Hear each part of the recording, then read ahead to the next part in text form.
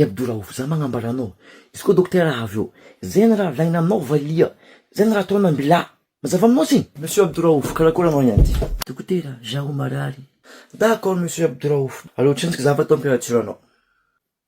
Ataova agnatin'ny selikinao thermomètre io. Izy koa tsy magnena dans 1 minute.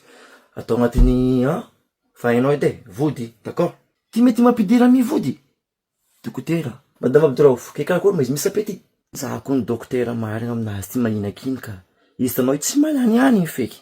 Izy taloha, benga raiky tapany lanin'izy raiky. Zao ty, tapany fo laniny. Ino? Antsasika bengy. Tsisy appétit zegny aminareo. Dokotera, zaho marary. Zaho mila misakafo. Sy mety misakafo. Bon, monsieur Abdouraouf, tantara aminakany, nino commencé ny aretigninao io? Zaho marary loha, zaho marary maso, zaho matory aly sy matory, zaho mandeha, marary loaliky, tsy afaka mandeha. Azony dokotera. Fa ivlaniko anao isan'andro moramora de katy.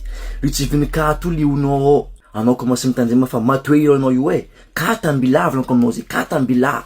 Fa tsy mety aminao katy io. Dokotera, navanao, zaho fa mitena aminao, anao mbo sy miteraka, zaho fa mina katy. Ay.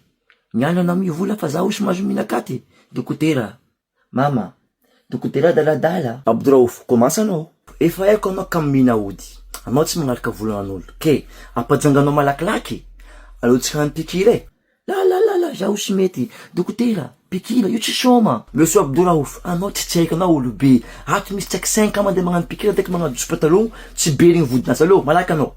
Dokotera, anao mila manambady zaho. Anao miteny mionga, madosho pataloha. Ay, dokotera, sy mety. Matoy lahat zalahy tsy azo. Abdouraouf, mivolagna aminao dokotera vodinao aboa. Zaho fa miteny sy mety. Za tsy naika. Abdouraouf zanakanao fotorakirary fa tsy zanakan'olo. Angala balaka zaho Mama, mambela izy mandeha. Ary dokotera mila vody.